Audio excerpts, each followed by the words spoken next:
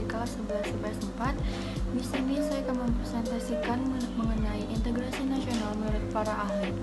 Yang pertama, menurut Dr. Nazarudin Syamsuddin, integrasi nasional merupakan proses penyatuan dari bangsa yang mengikuti aspek kehidupannya seperti aspek politik, ekonomi, sosial, maupun budaya. Yang kedua, menurut Howard Regens, integrasi nasional merupakan proses penyatuan yang terpisah dari masyarakat menjadi kesatuan atau keseluruhan yang utuh, atau memadukan seluruh masyarakat yang jumlahnya banyak menjadi satu kesatuan bangsa. Nah, jadi dapat disimpulkan bahwa integrasi nasional merupakan sebuah penyatuan dari berbagai kelompok sosial dan budaya ke dalam kesatuan wilayah nasional yang akan membentuk identitas nasional. Nama saya Fiana Lemsikaningrum dari kelas 11 IPA 2 nomor absen 34. Di sini saya akan menjelaskan tentang integrasi nasional menurut Miran Weiner, J. Sujati Jiwandono, dan Syarifuddin Bahar. Menurut Miran Weiner, integrasi nasional merupakan proses dari bermacam kelompok sosial dan budaya ke dalam satu wilayah dalam membentuk identitas nasional. Sedangkan menurut J. Sujati Jiwandono, integrasi nasional merupakan cara bagaimana kelestarian dalam persatuan nasional dalam arti luas, yaitu bisa didamaikan dengan hak dalam menentukan nasib sendiri. Dan menurut Syarifuddin Bahar, integrasi nasional mempunyai arti membuat atau menyempurnakan dengan jalan menyatukan bermacam unsur-unsur bangsa yang awalnya terpisah-pisah. Assalamualaikum warahmatullahi wabarakatuh. Perkenalkan, nama saya Rawiyah Tujana. Saya dari kelas 11 MIPA 1 absen 27. Di sini saya dan kelompok saya akan membahas tentang integrasi nasional. Sekarang kita akan membahas tentang konsep integrasi nasional. Nah, konsep integrasi nasional itu apa sih?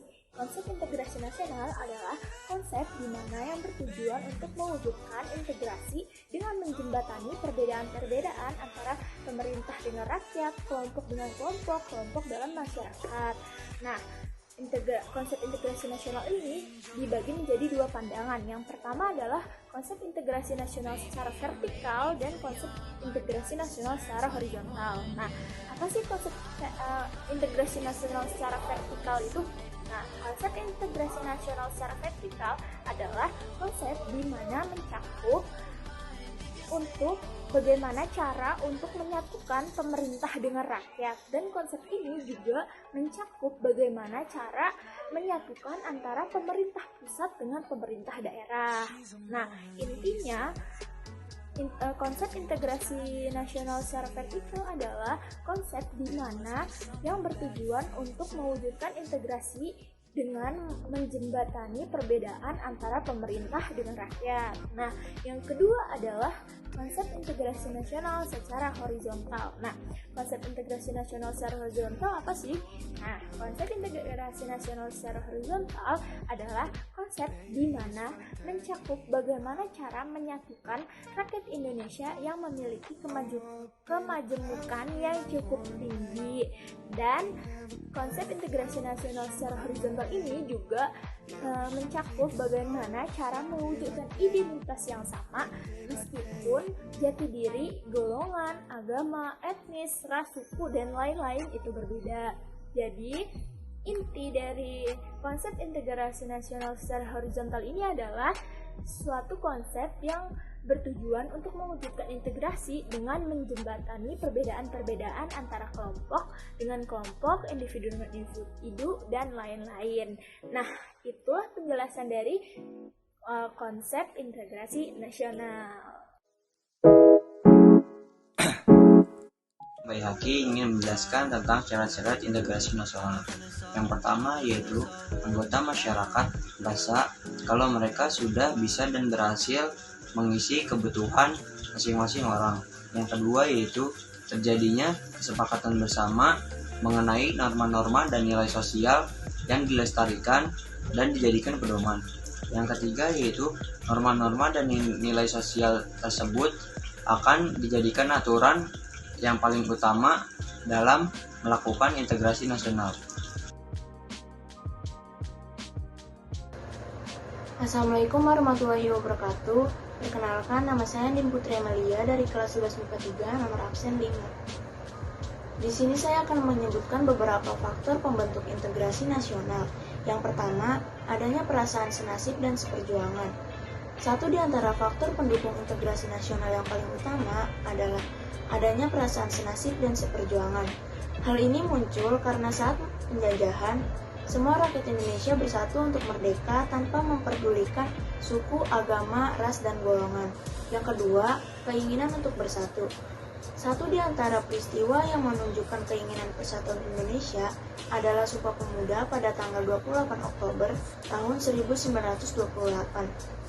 Warga Indonesia ingin bersatu dalam semangat juang yang sama sesuai cita-cita nasional. Yang ketiga, adanya rasa cinta tanah air. Hal ini dibuktikan dalam perjuangan untuk merebut, menegakkan, dan mengisi kemerdekaan Republik Indonesia sampai sekarang. Assalamualaikum warahmatullahi wabarakatuh. Nama saya Yustia Bahri Pratiwi. Saya berasal dari kelas 11 IPS 4. Saya akan menyampaikan tentang faktor-faktor integrasi nasional. Faktor-faktor integrasi nasional yang keempat adalah wujud ideologi nasional.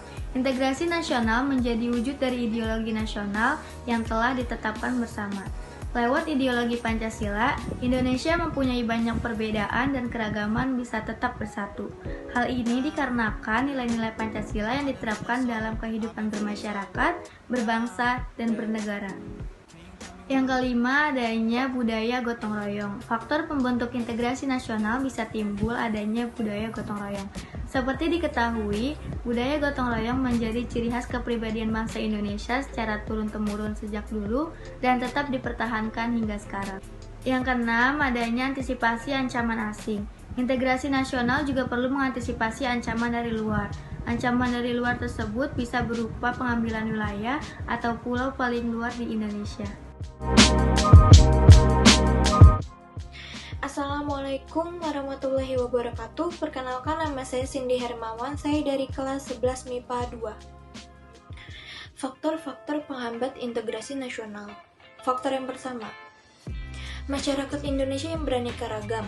Masyarakat yang ada sangat beraneka ragam, mulai dari bermacam-macam kelompok suku, agama, ras, dan golongan lainnya. Bahkan tercatat ada ribuan suku bangsa di Indonesia.